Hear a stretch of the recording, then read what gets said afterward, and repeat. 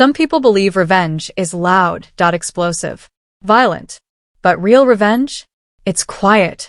It waits. It studies. It lets karma do the heavy work. Tonight's story isn't about anger. It's about patience. It's about what happens when someone thinks they buried the truth and the wrong person remembers everything. At 12:12 a.m., a restaurant floor was covered in plastic. Someone was about to die. But 8 words changed the ending. This is a story about power, about manipulation, about a lie that lasted 15 years, and about how karma doesn't forget. You're watching Etta, and this is where revenge serves itself. Let's begin. The first time I saw plastic like that, I was 9 years old. It covered the floor of a warehouse, bright lights above it.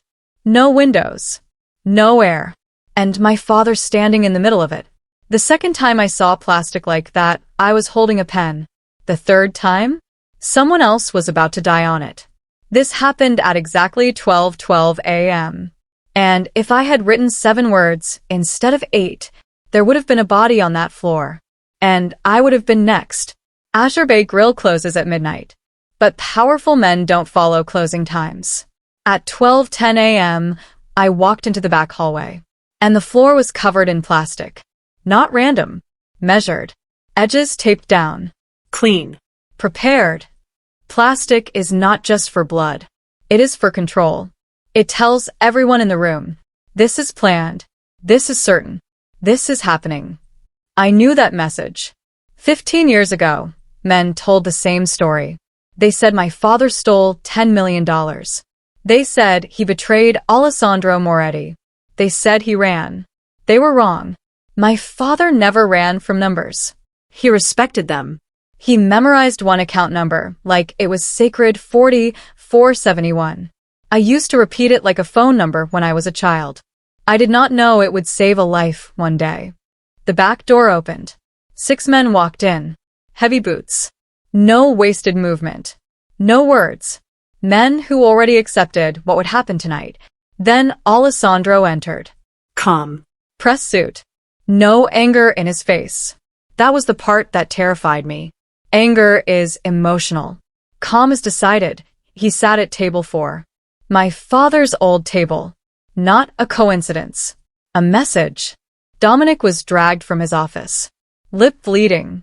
Hands tied. Still trying to speak. Still trying to reason. Men always try to reason when it is too late. His shoes touched the plastic. The sound was soft. Like a warning. I had less than 60 seconds. And here's the truth. I wasn't deciding whether to save Dominic. I was deciding whether to gamble my daughter's life. Sophia grabbed my wrist. Don't, she whispered. Her hand was shaking. Mine wasn't. That scared me. When fear disappears, it means something else has replaced it. Purpose. Or surrender. I picked up a water pitcher. Walked toward Alessandro. Every step felt like I was walking into a locked room. No exits. Only outcomes. I poured water into his glass. He didn't look at me, which meant he already knew I was there. Men like him never miss movement. I tore a piece from my order pad, bent slightly, and wrote 8 words. The money is still in account 4471. Check now. No emotion. No explanation. Just proof. I slid the note under his fingers, stepped back, and waited to die. Turn around. Soft voice. Controlled. I turned slowly. He read it once. Then again. His breathing changed. Slightly deeper. Not shock. Calculation. Sit, he said. That word meant I was not dead. Yet. He asked one question. How do you know this number? My father memorized it. Name. Rafael Cruz. There it was. Recognition. Tiny, but real. Like a crack in glass. He took out his phone. Logged into a private banking portal. Typed carefully. Slow. Deliberate. He wanted me to feel the time passing. That was the first manipulation. Silence as pressure. The account appeared. $10 million. Untouched. 15 years. Interest growing quietly in the dark. He looked at me. If he stole it, it would be empty. Yes, I said. Now came the second manipulation. He stood, Walked across the plastic. Circled Dominic slowly. then looked at me. If this is real, someone lied. But if you are lying. His eyes dropped to the floor. I didn't follow his gaze. That was important. Predators look for flinches. You have 3 days, he said. Find the real thief. And if I don't? He didn't answer. He didn't need to. The plastic answered for him. The next morning, guards stood outside the restaurant. We were not staff anymore. We were assets. Or threats. That's when Marco Rossi stepped forward. Clean suit. Polished watch. Controlled smile. I closed the books the year your father died, he said casually. Not a confession. A reminder. He leaned closer. You think numbers protect you? That was manipulation number 3. Gaslighting. Make the truth feel unstable. I didn't argue. I asked questions instead. About internal transfers. About audit overrides. About access logs. His answers were perfect. Too perfect. Like rehearsed lines. That night my phone rang. Private number. You have a daughter, Marco said softly. He knew her school. Her schedule. Her bus stop. That wasn't a threat. It was research. My pulse slowed. Fear makes people reactive. I needed him reactive. If you touch her, I said calmly, you will not see it coming. Silence.